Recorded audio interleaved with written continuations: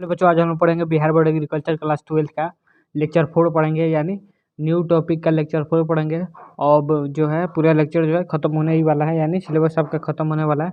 तो पीछे जितने भी सारे हमने पढ़ाए हैं उसको एक एक करके सभी वीडियो को देखते जाइएगा और नोट्स बना के याद करते रहिएगा।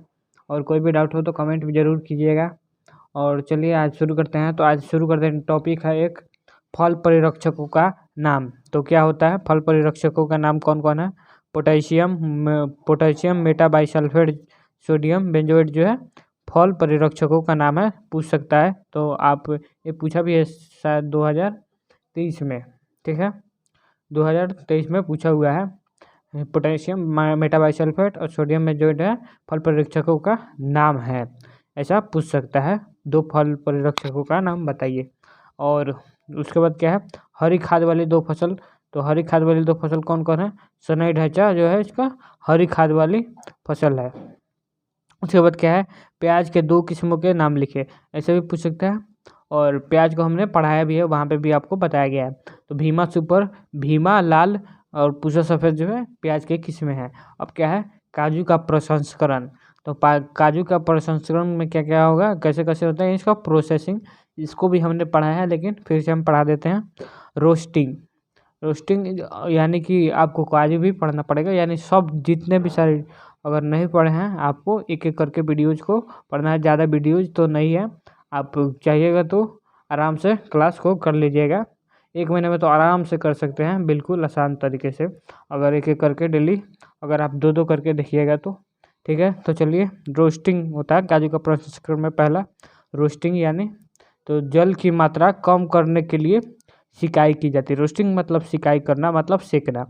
सबसे पहले क्या किया जाता है, जल की मात्रा को कम करने के लिए सिकाई की जाती है। काजू के प्रसंस्करण में पहला यह काम होता है। उसके बाद सेलिंग, ऊपर के आवरण को हटाया जाता है। काजू का जो ऊपर का आवरण होता है उसे हटाया जाता है। छिलका हटाना, उसके बाद छिलका को हटाना यानी पीलिंग, जिसे इंग्लिश में कहा जाता है। दोनों पर भूरे रंग का छिलका रहता है, जिसे दाने पर जो भूरे रंग का छिलका होता है उसे छिलकर हटाया जाता है। यहाँ पे दाने हो जाएगा, ठीक है। आगे क्या देखते हैं, आगे है श्रेणीकरण यानी ग्रेडिंग। तो क्या क्या होगा, आकार एवं गुणवत्ता के आधार पर जो है निर्यात एवं बाजार के लिए अलग अलग श्रेणीकरण के बाद विभिन्न पैकेट में पैकिंग की जाती है। श्रेणीकरण क्या है, तो मतलब मान लीजिए जो काजू है उसको क्या किया जाता है, अलग अलग उसका जिसका जैसा जैसा गुण होता है उसे अलग अलग करके उसके हिसाब से बाज़ार में ले जाया जाता है, जिसके हिसाब से रेट लगाया जाता है उसे बेचा जाता है। यानी तो काजू के प्रसंस्करण में क्या क्या होता है, रोस्टिंग हो गया, सेलिंग हो गया, छिलका हटाया जाता है, पीलिंग हो गया, पीलिंग के बाद श्रेणीकरण यानी ग्रेडिंग हो गया। तो इतना है काजू का क्या है प्रसंस्करण में। अब क्या है, जीवाणु खाद, यानी जिसे कहते हैं बायो फर्टिलाइजर। तो जीवाणु खाद भी पूछा हुआ था। प्रकृति में अनेक प्रकार के लाभकारी जीवाणु मिलते हैं। प्रकृति में अनेक प्रकार के जो है लाभकारी जीवाणु मिलते हैं। इन जीवाणुओं में से कुछ जीवाणु जैसे राइजोबियम, एजोटोबैक्टर,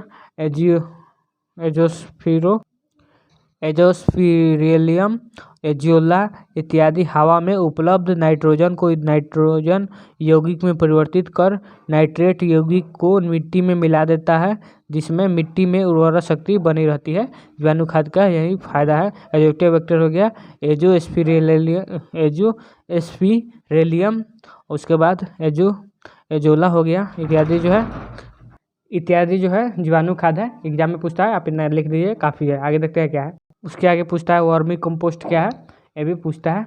तो वर्मी कंपोस्ट क्या है इसके बारे में भी यहाँ पे लिखा हुआ है। केचुए द्वारा तैयार कंपोस्ट वर्मी कंपोस्ट कहलाता है। जो केचुआ होता है उसके जो द्वारा जो है तैयार कंपोस्ट को क्या कहा जाता है, वर्मी कंपोस्ट कहा जाता है। केचुए फसलों के अवशेष, घास फूस, गोबर, बची हुई साग सब्जियों, फल फूल आदि जो है खाकर उसे वर्मी कंपोस्ट में परिवर्तित कर देता है। इन सभी चीज़ों को खाकर क्या करता है, वर्मी कंपोस्ट में परिवर्तित कर देता है केचुआ। केचुआ को किसान का मित्र कहा जाता है, ये भी पूछ सकता है एग्जाम में। किसान का मित्र किसे कहा जाता है, केचुए को, आप लोग जानते भी होंगे। प्रसार शिक्षा उसके बाद है। प्रसार शिक्षा क्या है, यानी एक्सटेंशन, यानी लोगों को बताना समझाना कि कैसे कृषि करना है, उसी के बारे में। तो परिभाषा क्या है, अंग्रेजी भाषा का शब्द एक्सटेंशन दो लैटिन शब्दों एक्स तथा टेंसियो के संयोग से बना है। जो है एक्सटेंशन किससे बना है, एक्स और टेंसियो से बना है, लैटिन शब्द है। एक्स का अर्थ शाब्दिक अर्थ है बाहर एवं टेंसियो का शाब्दिक अर्थ है फैलाना, बाहर फैलाना इसका कुल आंसर हो गया, मतलब इसका फुल फॉर्म हो गया। शिक्षा का अर्थ है ज्ञान कौशल एवं व्यवहार में वांछित बदलाव, शिक्षा का यही अर्थ है, ज्ञान कौशल एवं व्यवहार में वांछित जो है बदलाव शिक्षा का अर्थ है। उसके बाद क्या है, सरल अर्थ में प्रसार शिक्षा का मतलब ज्ञान एवं कौशल का प्रसार करना है, यही है प्रसार का, ज्ञान एवं कौशल का प्रसार करना है, या ज्ञान को बांटना नहीं बताया। जैसे कि कोई भी किसान को अगर कोई वैज्ञानिक तरीके से खेती को प्रचार करना और लोगों को समझाना, किसानों को समझाना। प्रसार शिक्षा का उद्देश्य, प्रसार शिक्षा का मुख्य उद्देश्य गांव का, यहाँ पे प्रसार शिक्षा का उद्देश्य वही अलग से पूछ सकता है। प्रसार शिक्षा का उद्देश्य, मुख्य उद्देश्य क्या है, गांव का सर्वांगीण विकास विकास करना है, ठीक है, सर्वांगीण। इसमें गांव के प्रत्येक व्यक्ति, परिवार एवं समुदाय के आर्थिक, बौद्धिक एवं सामाजिक विकास हेतु जन भागीदारी सुनिश्चित की जाती है। प्रसार शिक्षा के अन्य उद्देश्य निम्न हैं, इसके अन्य उद्देश्य निम्न हैं, यानी इसमें गांव के सभी को विकास करना, प्रत्येक व्यक्ति को जो है विकास करना इसमें मुख्य भूमिका है। परिवार एवं समुदाय के आर्थिक, बौद्धिक एवं सामाजिक विकास हेतु जन भागीदारी सुनिश्चित की जाती है। इसमें जन भागीदारी जो है, लोगों का भागीदारी सुनिश्चित की जाती है। व्यक्ति की कठिनाइयों, आवश्यकताओं को ज्ञात करने में मदद करना, तो क्या किया जाता है, व्यक्ति की कठिनाइयों, आवश्यकताओं को ज्ञात करने में मदद किया जाता है। कठिनाइयों जो होता है उसको सॉल्व करना और आवश्यकताओं को पूर्ति करना, ठीक है। आगे क्या है, ग्रामीण में नेतृत्व की खोज और समूह के गठन में मदद करना, ग्रामीण में नेतृत्व की खोज और समूह के गठन में मदद करना, जिससे अनेक उनके कठिनाइयों का हल ढूंढा जा सके, यानी कुल मिला के किसानों का प्रॉब्लम सॉल्व करना, और जैसे किया जाए उसे प्रसार शिक्षा कहा जाता है। आगे देखते हैं क्या है, कृषि शोध एवं पर्यावरण अनुभव से संबंधित सूचना एवं ज्ञान का इस तरह विस्तार करना जिससे ग्रामीण उसे अपनाकर उपयोग करे। क्या है, तीसरा में कृषि शोध एवं प्रायोगिक अनुभव से संबंधित सूचना एवं ज्ञान का इस तरह विस्तार करना जिससे ग्रामीण उसे अपनाकर ही उपयोग करे, ऐसा न कि ऐसे कर दे कि जिससे उनका घाटा हो जाए, जिससे वो करे ही नहीं, ऐसा करना चाहिए जिससे उनको फ़ायदा हो, ठीक है।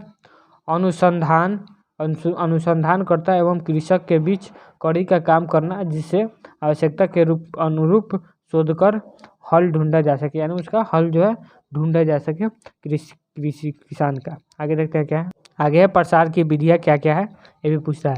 प्रसार की विधि का अर्थ है वह तरीका या योजना जिसके माध्यम से विषय वस्तु विशेषज्ञ या शिक्षक और प्रशिक्षणार्थी या ग्रामीण के बीच संप्रेषण या संवाद कायम हो सके, यानी कि प्रसार की फैलाया जा सके, लोगों को अच्छा चीज़ें समझाया जा सके किसानों को, और लोग इससे प्रशिक्षण यानी शिक्षित हो और शिक्षा लें।